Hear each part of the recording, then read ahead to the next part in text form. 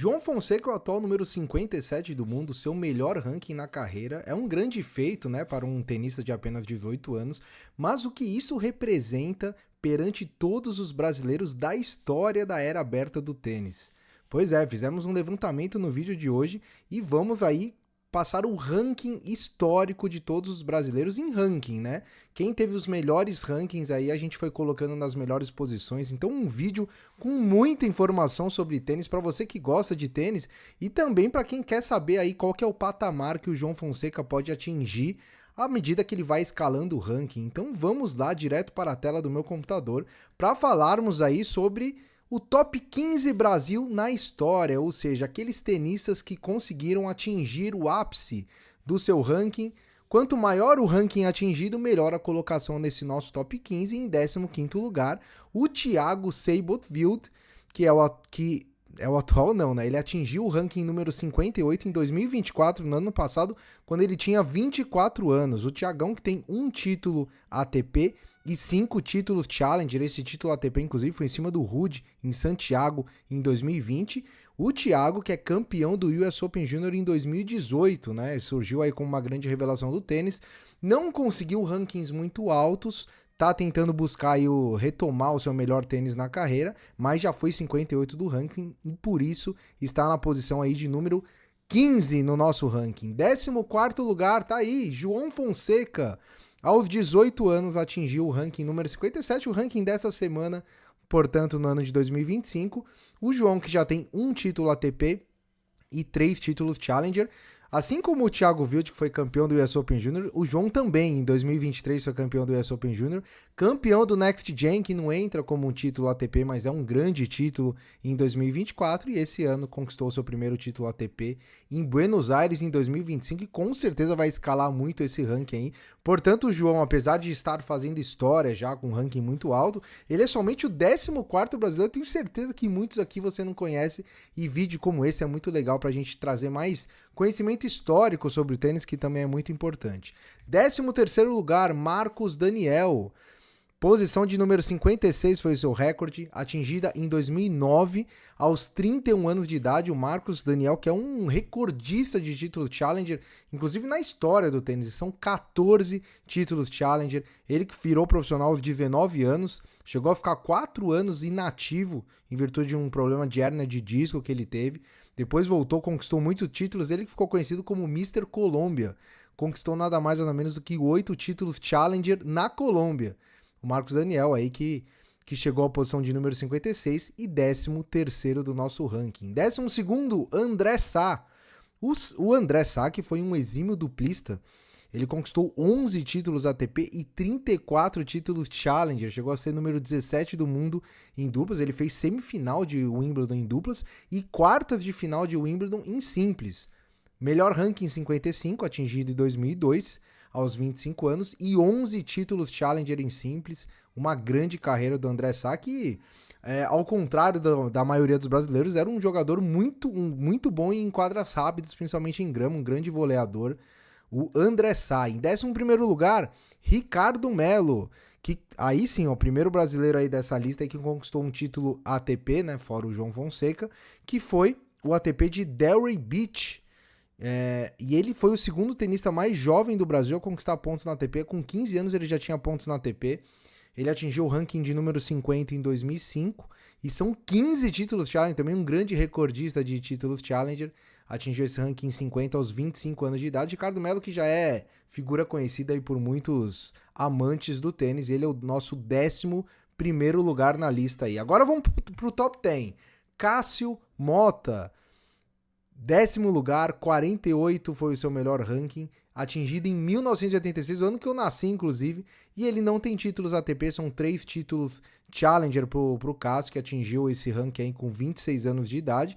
E uma curiosidade, ele foi um grande duplista, né? Ele chegou a ser 4º do mundo em duplas, atingindo semifinal, inclusive em Roland Garros. O Cássio Mota, que fez época ali no tênis nos anos 80. Em 9º lugar, Flávio Sareta.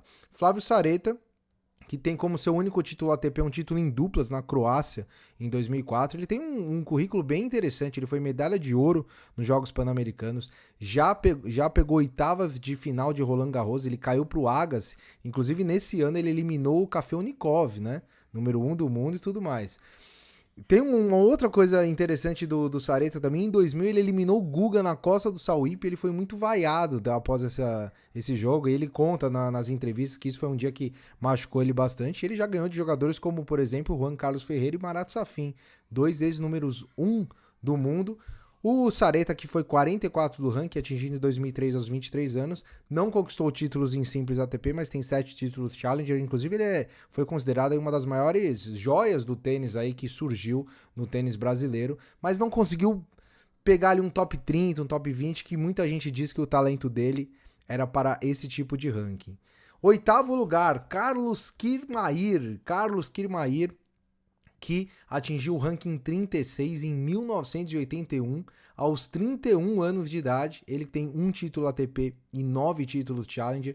Esse título ATP foi no Guarujá, né, na época que o Guarujá recebia grandes torneios nível ATP, e ele bateu 2 top 10 no mesmo ano, nesse torneio, e no mesmo ano ele bateu o John McEnroe, que foi, né, multicampeão aí, e 2 meses antes do McEnroe ganhar o seu primeiro título em Wimbledon. Então, um feito histórico aí pro Carlos Kirmayr.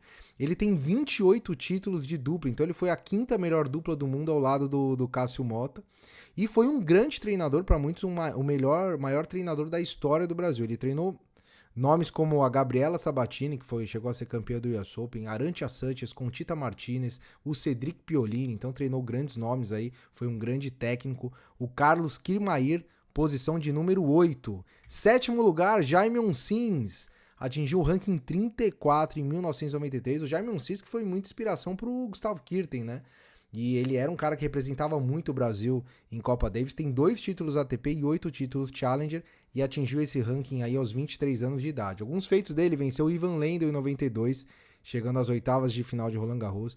Chegou a bater o Michael Chang, chegando às quartas de final numa Olimpíada. Ele ficou uma vitória da medalha, a semifinal já garantiu uma medalha, então acabou sendo aí um dos melhores desempenhos da história do Brasil em Olimpíadas. E ele chegou à semifinal do Grupo Mundial na Copa Davis, batendo a Alemanha de Boris Becker e a Itália. Os títulos dele: Búzios e Bolonha em 92, e além de 5 títulos de duplas, um baita currículo do Jaime Onsins. Agora o negócio começa a ficar bom. Em 6º lugar, Marcos Rosevar. O Marcos Rosevar, ele tem um recorde negativo aí, eu diria. Ele tá no Guinness Book. Ele foi o primeiro jogador da história da era aberta do tênis a tomar um Golden Set. O que é o Golden Set? É quando o tenista perde de 6-0 sem ganhar um ponto. Na verdade, quando ele perde um set sem ganhar um ponto. Ele tomou um pneu ali em fevereiro de 1983 e sem ganhar um ponto, e foi parar no Guinness Book, mas foi um grande tenista. Ele, apesar de não ter títulos ATP, ele tem 2 vices, Kitzbühel e São Paulo. Ele foi um tenista muito consistente, né? Por exemplo, ele fez semis em Gstaad, 2 semis, uma semi em Barcelona, Viena, Quito, Paris também, fez 3 vezes quartas de final de Grand Slam, Roland Garros, Wimbledon, Australian Open, então foi um tenista bem completo, e por isso ele atingiu esse ranking de número 30 e é o 6º lugar da lista. Em 5º lugar, Luiz Matar, e essa história é muito legal. Luiz Matar, que atingiu o ranking de 29 em 1989 aos 26 anos de idade, é o 2º tenista da história do Brasil com mais títulos ATP, somente atrás de um aí que a gente vai falar já já. Tem 7 títulos ATP, 5 títulos Challenger. Olha que história interessante dele. Ele virou profissional aos 22 anos de idade, somente. Ele fazia a faculdade de engenharia no Mackenzie, ele trancou ali no último ano de faculdade, começou a carreira dele aos 22 anos, e aí ele emendou grandes campanhas. Ele foi tricampeão do Guarujá, 87, 88, 89, bicampeão do Rio de Janeiro, tudo torneio nível ATP, 89 e 90. E em 92 ele ganhou São Paulo e em 94 Coral Springs. E aí, quando o Luiz Matar parou de jogar, ele construiu uma empresa com faturamento bilionário. Ele foi fundador da Tivit e Neo BPO, que basicamente prestava serviço de tecnologia e chegou a faturar acima de 2 bilhões de reais por ano e empregar mais de 30 mil funcionários. Então o Luiz Matar foi sucesso dentro e fora de quadra, um grande empresário nos dias de hoje. Quarto lugar, Fernando Meligeni, que muita gente conhece aí, né, comentarista aí da ESPN, bateu o ranking de 25 em 1999, aos 28 anos de idade. Ele disse que foi o seu ano mágico, né? O ano onde ele jogou o seu melhor tênis. São 3 títulos ATP e 7 títulos Challenger. O Meligeni, que é argentino, né? Ele nasceu na Argentina. Com 4 anos ele se mudou para o Brasil. E quando ele começou a sua carreira no tênis, ele decidiu representar o Brasil a contragosto da família. A família queria que ele representasse a Argentina. Venceu nomes como Sampras, Nalbandian, Moyá, Roddick, Michael Chang, venceu praticamente todo mundo ali do top 10. E os títulos dele em simples são Bastad, Pinehurst e Praga, tudo no saibro. Ele que era um tremendo saibreiro, né? Aquele argentino tradicional. Ele tem 7 títulos de duplas, né? Então conquistou bastante resultado em duplas. E uma semi de Roland Garros em 99, a final seria contra o Agassi. Esse torneio, ele fez um torneio espetacular. Se você tem curiosidade, procura depois na internet aí, que foi um ano mágico do Fininho. Ganhou ouro no Pan-Americano também e chegou a ser terceiro do mundo no juvenil. Nas Olimpíadas, ele conseguiu aí a melhor posição da história, um quarto lugar. Ficou muito próximo da medalha de bronze, acabou perdendo de virada para um indiano na disputa do bronze. E ele chegou a ser o ranking 34 de duplas, uma baita carreira do Fininho. Terceiro lugar, Thomas Koch. Lá nos anos 70, atingiu o ranking 24, tem 6 títulos ATP, foi aos 29 anos, e um título de Grand Slam de duplas mistas, né? Ele foi o primeiro brasileiro aí na história a vencer um Grand Slam de duplas mistas, Roland Garros, em 1975.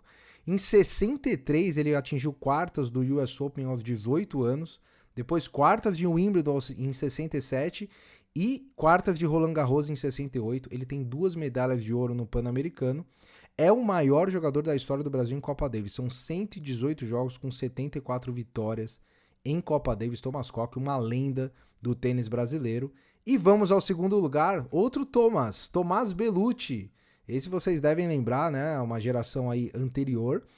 Número 21, 21º do ranking em 2010, com 4 títulos ATP e 9 títulos Challenger. Ele atingiu isso aos 23 anos de idade. Muita gente diz, antes do surgimento do João Fonseca, que era a maior revelação do tênis, a maior promessa, a maior joia do tênis depois do Gustavo Kuerten.